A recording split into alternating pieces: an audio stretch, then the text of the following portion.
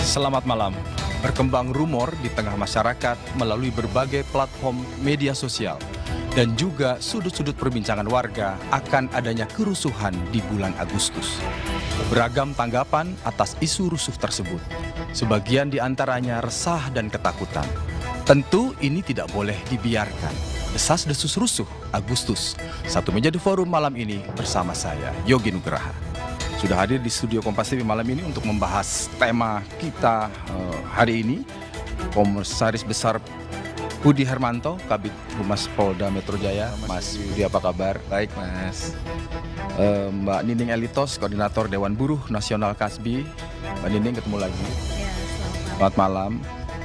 Prof. Hermawan Sulistyo, Prof. Kiki, Ketua Tim Investigasi TGPF Mei 98. Prof. Selamat malam. Selamat malam, Prof. Saya langsung ke Prof. Kiki aja nih, Prof.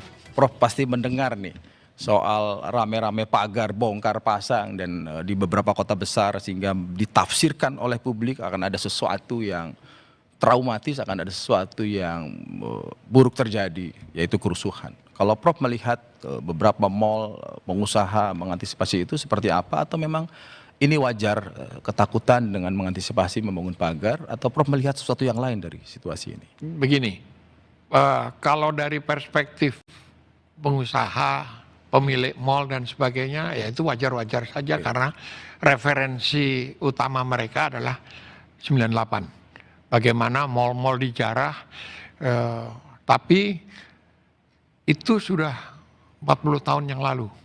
Nah, situasi waktu itu sangat jauh berbeda dengan situasi sekarang. Dulu tidak ada internet, sekarang internet. Internet bisa menyebarkan hoax, penyebaran berita-berita bohong. Dia bisa menjadi instrumen untuk konsolidasi gerakan untuk demo. Tapi di sisi yang lain, dia juga menjadi media komunikasi yang bocor kemana-mana. Kalau sifatnya mau rahasia atau menjadi agenda terbuka. Agenda terbuka tidak memungkinkan demo sampai puluhan ribu orang gitu. Tetapi mengapa ini semua bisa terjadi? Karena suasana politik, sosial, ekonomi tidak nyaman. Makin hari itu makin tidak nyaman. Nah, persoalannya adalah pemerintah punya tanggung jawab untuk membuat ini nyaman. Yang jadi masalah adalah kalau tidak ada trigger, pemicu yang meledakkan situasi itu, nggak akan ada apa-apa. Jadi tugas aparat keamanan, khususnya polisi, adalah mencegah terjadinya trigger. Trigger itu apa? Misalnya ada demo cuma 30 orang, tapi ada yang ditembak, gitu, mati. Nah itu trigger, pasti trigger.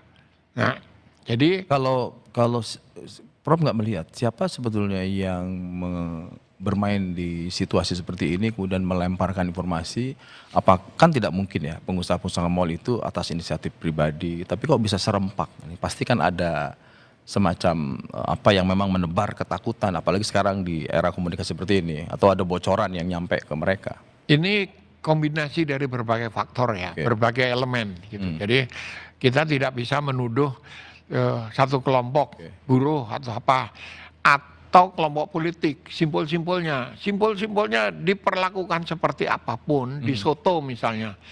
Soto itu apa? Di soto itu apa? Ya, di soto itu dibawain soto. Oh, dibawain soto. Tapi barang mentahnya pakai rantang. Soto, gitu. Oh, oke. Di soto supaya diam, supaya nggak demo. Itu bisa mereduksi, mengurangi derajat tekanannya. Tetapi tidak bisa menghilangkan sama sekali karena alasan-alasan sumbernya itu tidak berhenti setiap hari. Apa itu? Satu, kondisi ekonomi yang sulit gitu ya. Dua, ini yang agak parah sebetulnya. Para politisi, pejabat ngomong seenaknya, tidak ada empati sama sekali pada masyarakat gitu. Prof, saya ke Mas Budi dulu ya, Prof ya. Mas Budi, dari sisi kepolisian Polda Metro Jaya pasti kan tentu menangkap ya, ada sinyal seperti ini, menangkap kekhawatiran, dan tugas utama dari kepolisian adalah mengayomi masyarakat untuk memastikan bahwa tidak boleh ini ketakutan itu berlangsung lama. Apa kira-kira yang sudah disiapkan atau apa yang sudah berjalan antisipasi bahwa satu pasti kita sepakat tidak boleh ada kerusuhan di bulan apapun? Ya, setuju Mas Yogi. Kalau kita melihat dari perspektif kepolisian, pemasangan pagar ini merupakan kebijakan dari pengelola masing-masing pusat perbelanjaan. Kalau kita bisa melihat dari pertimbangan tentang bagaimana penataan kawasan dari sisi peningkatan keamanan fasilitas, kenyamanan bagi pengunjung maupun secara estetika. Jadi ini dengan pemasangan pagar-pagar itu tidak dikaitkan menjadi suatu unsur ataupun suatu ukuran bahwa kondisi Jakarta dalam kondisi tidak aman, karena sangat jauh korelasinya. Nah, kita melihat, kami pernah menyampaikan bahwa kondisi Jakarta DKI ini dalam kondisi aman.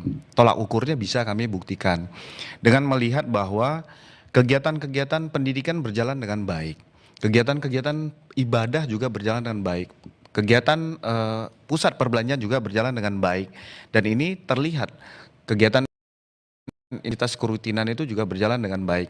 Kita melihat bahwa jalanan, intensitas mobilitas kendaraan juga terjadi kepadatan di beberapa tempat. Kita melihat lagi bahwa minggu kemarin beberapa kegiatan, 47 kegiatan masyarakat di hari Sabtu, ada pertandingan bola internasional, dan bahkan ini menjadi suatu tolak ukur juga dengan kehadiran Perdana Menteri Thailand ke Indonesia, khususnya ke Jakarta. Ini menjadi tolak ukur bahwa Jakarta itu masih dalam kondisi aman. Gitu. Nah, kita melihat juga Polda Metro Jaya, kondisi aman itu tidak bekerja sendiri, Mas Yogi. Ada Kodam Jaya, ada di sini juga pelibatan pemerintah Provinsi DKI dalam menciptakan rasa aman dan nyaman pada masyarakat, karena ini merupakan suatu kebutuhan bersama dalam rasa aman dan nyaman tersebut. Tapi Mas Budi, kira-kira gini, kan nggak mungkin ya tanpa sebab mereka bangun, dan publik juga melihatnya sesimpel begini, kok tiba-tiba ada pagar besar ya, biasanya itu kan bicara soal keamanan, berarti kan ada potensi ancaman keamanan. Polda Metro menangkap itu nggak, dari minimal dari beberapa pemilik mal, apa sih motivasinya? Karena publik tanpa mengkonfirmasi sudah melihat, biasanya nggak ada pagar tinggi-tinggi, ini kok tinggi-tinggi, ada sesuatu nih. Pastinya Mas, Polda Metro Jaya itu melakukan deteksi dini, makanya dengan ada preventive strike. Preventive strike yang sudah berjalan ini dari kepemimpinan Kapolda Metro Jaya, Komjen Asep, ada juga preemptive education. Jadi kita melihat bagaimana mendeteksi dini. Polisi itu berkembang di dalam zaman saat sekarang. Jadi bukan hanya setelah kejadian baru dilakukan penangkapan, tetapi bagaimana upaya kepolisian khususnya Polda Metro Jaya melakukan pencegahan di awal dengan menghitung manajemen risiko. Oke. Mbak Nining, kolega Anda, Andi Gani, Presiden Konfederasi Serikat Pekerja Seluruh Indonesia, kolega Anda lah saya sebut sama aktivis buruh, itu menyampaikan ke publik bahwa memang ada ancaman, Agustus diprediksi, dan memang kami di tingkat lapangan, ini saya bacakan kutipannya, lapangan sudah ada situasi-situasi yang kami sadari akan sangat-sangat rawan. Karena ini koalisi besar Perjuangan Buruh Indonesia mengingatkan kepada DPR dan pemerintah agar serius dalam pembahasan RUU Tenaga Kerja.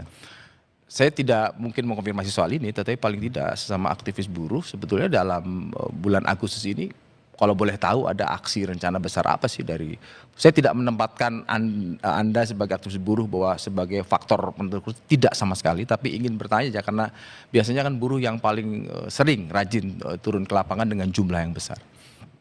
Iya, pertama saya ingin menyampaikan sebenarnya tadi Prof sudah menyampaikan ada situasi keresahan, kita dalam situasi tidak baik gitu ya, terjadinya sebuah krisis, dampak dari sebuah krisis itu adalah ke masyarakat yang mayoritas, yaitu terjadinya kemerosotan atau kepercayaan publik terhadap para penguasa hari ini gitu ya. Kenapa? Berbagai macam regulasi, berbagai macam ruang-ruang demokrasi yang dipersempit gitu ya. Terus kemudian kita bisa lihat dalam beberapa tahun ke belakang tentang berbagai macam bagaimana pemerintah bersama DPR, wakil-wakil rakyat melahirkan berbagai macam regulasi termasuk undang-undang yang justru bukan semakin terjadi perbaikan, justru adalah terjadi kemerosotan gitu ya. Tingkat persoalan perlindungan, pencegahan, bahkan sampai penegakan hukum. Nah, kalau dikatakan bahwa hari ini kita bisa lihat dalam dunia usaha maupun di dalam proses masyarakat keseharian hari ini adalah bagaimana semakin sulitnya masyarakat untuk memenuhi standar kebutuhan dasar mereka, dampak dari pendapatan yang semakin rendah gitu ya, harga-harga semakin mahal, kemudian kebijakan regulasi yang mau dikeluar tidak lagi melihat bagaimana perspektif Anda mau bilang menjadi bahwa himpitan untuk ekonomi itu sangat makin menguat sementara tidak ada satupun solusi dalam bentuk kebijakan yang Oh muncul. iya betul gitu, karena dari berbagai macam kebijakan yang hari ini kita juga sudah sampaikan, tadi Prof juga menyampaikan bagaimana empati para pejabat negara, wakil-wakil rakyat justru kemudian tidak lagi bicara bagaimana solusi dari persoalan rakyat gitu ya, tapi justru kemudian sangat tendensi menyampaikan bahwa seolah-olah masyarakat ini tidak menjadi bagian penting. Teman-teman kawan-kawan aktivis buruh mendengar nggak sih bahwa ada ancaman, rame juga ya dari desas-desus soal rusuh Agustus, mendengar atau tidak? Terus kemudian ada antisipasi apa gitu? Iya kita tahu. Tahan dulu jawabannya Mbak, kita akan kembali setelah yang satu ini, tetaplah di Satu Meja The Forum.